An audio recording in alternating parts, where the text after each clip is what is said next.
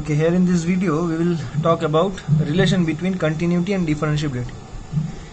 But before that we will see another condition or the previous condition in a modified version for differentiability. So what was the condition? That f dash a is given by the limit h tends to 0 f of a plus h minus f a by h. Now I am saying you take this point a plus h as x. Then if h is tending to 0, then where x is tending? See, if this quantity is going to 0, then only will remain this point a. So what we can say that x tends to a. And it also holds with for the right hand limit and left hand limit, because if you say h is tending to 0 minus from that is from the left side, then x will also tends to a minus, because see, if here is a plus h means it will be here for the right hand derivative, and a plus h will be here for the left hand derivative. So if we are considering the left hand limit h tends to 0 minus, so that means this is x, this is our x. So if h is tending to 0 minus, that is h means the gap, this gap is h. Now h is tending to 0 minus means the point a plus h is approaching a from the left side. That means x is tending to a minus. And similarly, if this is h, then h tends to 0 plus, that will mean that x tends to a plus, because if this distance is tending to 0 and it is tending to 0 from the right side, so we can say the point a plus h is approaching the value a from the right side. That means x is tending to a from the right side. So what we can say that if we take a plus h as x, then it will give us h tends to 0 minus as x tends to a minus, and h tends to 0 plus as x tends to a plus. So then we can write this limit in this form also. Limit x tends to a f of x, instead of a plus h we are writing x minus f of a by, this is a, by, this is h here in the denominator. So what is the value of h from here? It is x minus a. So here we are writing x minus a. So for the right hand derivative at the point a, we can write this expression x tends to a plus fx minus fa by x minus a. And from the left hand derivative at the point a, we can write limit x tends to a minus fx minus fa by x minus a. Okay. That we will require in the study of continuous functions. So let us do that. So the relation is that differentiability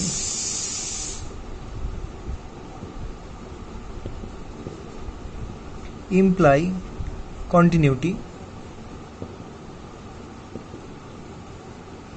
but not conversely.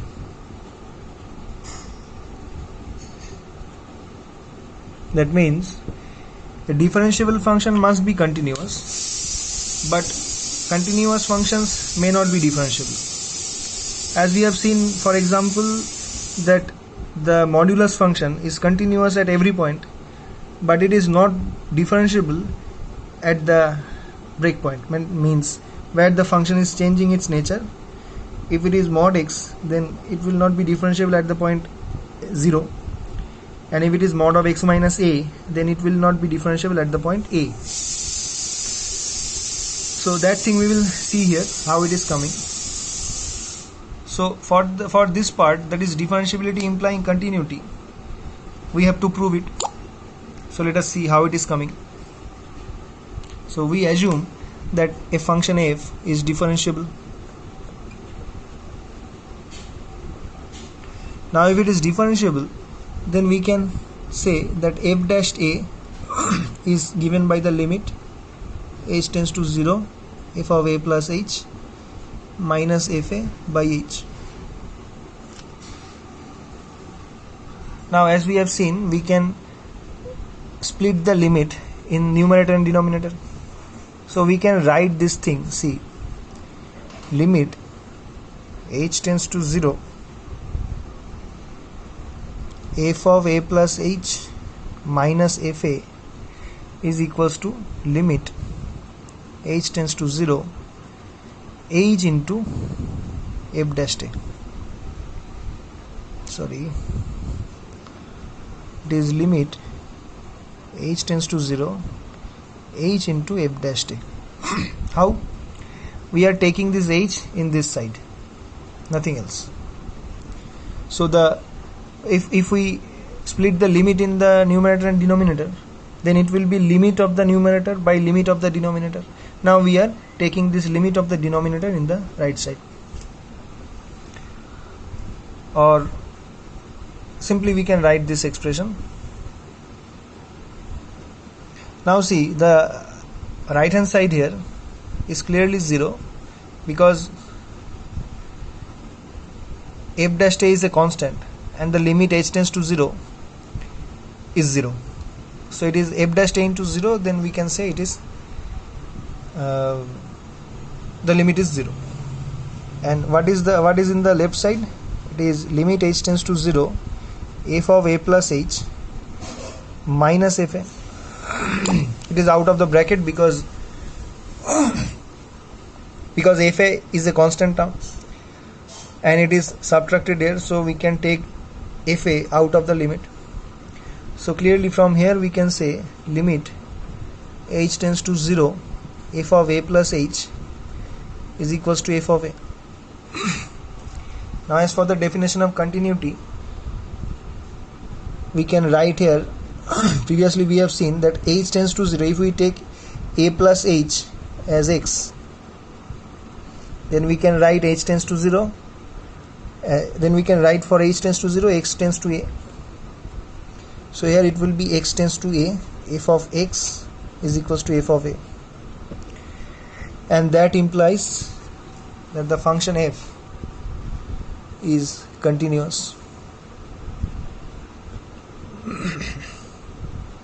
at a.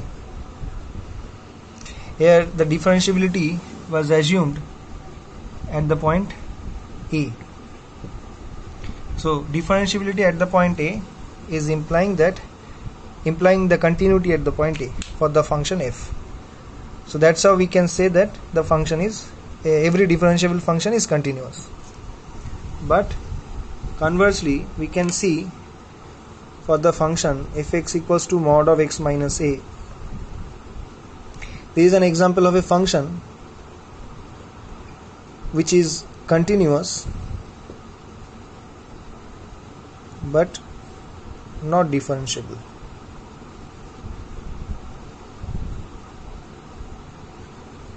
So if we have to check the differentiability of a function, and if we can see that the function is not continuous, then we straightforward can say that, say f is the function, then if f is not continuous,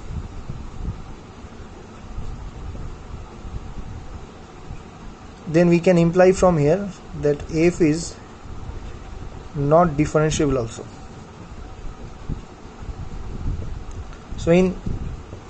So by only checking the continuity, we can also say about the differentiability if it is not continuous. If it is continuous, then we have to check for differentiability separately, because it may be differentiable, it may not be differentiable. but if it is not continuous, then it surely it is not differentiable. Okay, so this is for the video.